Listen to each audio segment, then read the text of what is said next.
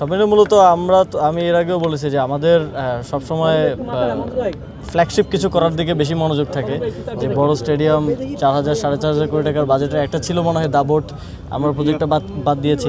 But আমাদের যেটা existing যে ফ্যাসিলিটিসগুলো আছে বা এক্সিস্টিং যে ইনফ্রাস্ট্রাকচার আছে সেটাকে কাজে লাগানোর দিকে মনোযোগ থাকে না, আসলে সেটাকে প্রপারলি আসলে ম্যানেজমেন্ট করা হয় না। আমাদের ঢাকা স্টেডিয়াম আপনারা দেখেছেন 5-6 বছর ধরে কাজ হচ্ছিল, যেটা আমরা এসে খুব দ্রুত সময় শেষ করেছি এবং ঢাকা স্টেডিয়ামে নিয়মিত ইন্টারন্যাশনাল খেলা হচ্ছে। এই স্টেডিয়ামটাও বাফুফে ফিফার সহযোগিতায় প্রস্তুত করে ফেলেছে এবং এখানেও আপনারা খেলা দেখতে পারবেন সামনের সময়গুলোতে।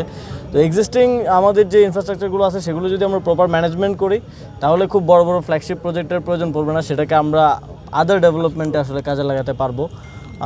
এবং আমাদের এতদিন যে এরিয়াটা থেকে একেবারেই ফোকাস করা হয়নি সেটা হচ্ছে আমাদের স্পোর্টস সায়েন্স, বায়োমেকানিক্স, তারপরে যে অ্যাডভান্স লেভেল ট্রেনিংয়ের ফ্যাসিলিটিস আমরা করতে পারিনি। এবার একই সাথে 3টা উদ্যোগ চলছে, আপনারা জানেন যে বাংলাদেশ স্পোর্টস ইনস্টিটিউট আমরা করছি আমাদের অ্যাথলিটদের জন্য, সকল প্রকার অ্যাথলিটদের জন্য, সেটা রামুতে হবে এবং একই সাথে রামুতেই বাফুফের একটা এক্সেলেন্স সেন্টার হবে ফিফার সহযোগিতায় এবং একই সাথে ক্রিকেটেরও একটা এক্সেলেন্স সেন্টার হবে হচ্ছে আমাদের পূর্বাচলের যেখানে স্টেডিয়াম হওয়ার কথা ছিল সেখানে।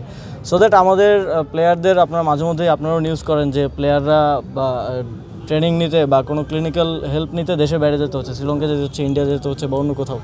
তো সেটা আমরা দেশেই আমাদের ইনবিল্ট ওই ক্যাপাসিটিটা থাকবে এবং advance level training, biomechanics, sports সায়েন্সের পৃথিবী অনেক এগিয়ে গেছে, সেখানেও আমরা রেস্ট অফ দ্য ওয়ার্ল্ডের সাথে কম্পিট করতে পারবো।